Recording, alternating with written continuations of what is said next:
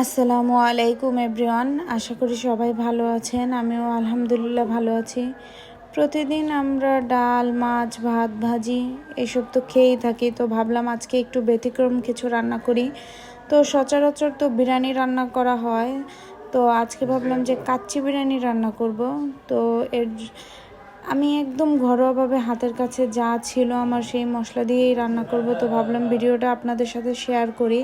তো প্রথমেই আমি 1 চামচ ধনিয়ার গুঁড়া, 1 চামচ জিরার গুঁড়া আর 2 টেবিল চামচ বিরিয়ানি মশলা, যেটা আমি নিজে বাসায় বানাইছি, 1 চামচ মরিচের গুঁড়া, কাজু বাদাম পেস্ট, টমেটো সস এইসব দিয়ে গুঁড়া দুধ দিয়ে খুব ভালো করে মাংসটা হাতে মেখে নিব।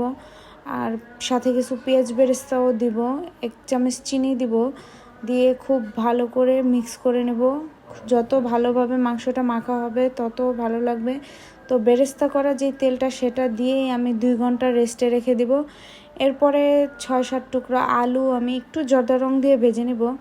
তো আপনারা দেখতেই পাচ্ছেন পাকিস্তানি একটা ব্র্যান্ড কোহিনুর, সেই ব্র্যান্ডের আমি হাফ কেজি পরিমাণ বাসমতি চাল নিয়ে নিছি। তারপরে আস্তা গোটা মশলা পানিতে দিয়ে চালটা 70% সিদ্ধ করে নিব। চালটা যে সিদ্ধ করছি ওই ক্লিপটা আমি নিতে ভুলে গেছি ব্যস্ততার কারণে।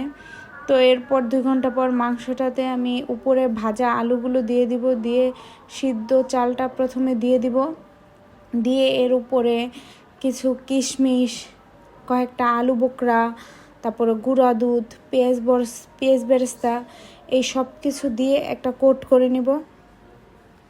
এইভাবে সেম একইভাবে আমি 2টা লেয়ার করে সম্পূর্ণ শেষে 1 চামচ কেওড়া জল দিয়ে দিব, একটা সুন্দর ফ্লেভারের জন্য, কাচ্চি কাচ্চি ফ্লেভার আসবে। তাহলে সব কিছু দিয়ে আমি ঢাকনাটা বন্ধ করে দিব। ঢাকনাটা বন্ধ করে দিয়ে চুলায় দমে বসিয়ে দিব। আপনাদেরকে আগেই বলছি কখনো আমি রান্না করি না, এই প্রথম রান্না করলাম। তো ভুল ত্রুটি ক্ষমার দৃষ্টিতে দেখবেন, কিছু ভুল হলে জানাবেন যে কি কি করার দরকার ছিল। ও উপরে কয়েকটা কাঁচামরিচও দিয়ে দিছিলাম, আর শেষে একটু দুধের সাথে জর্দা রং মিশিয়ে দিয়ে দিছি হালকা কালারের জন্য। তো চুলায় সব কিছু দিয়ে বসায় আমি প্রথমে হাই হিটে 10 মিনিট এবং লো হিটে 40 মিনিট রান্না করে নেব।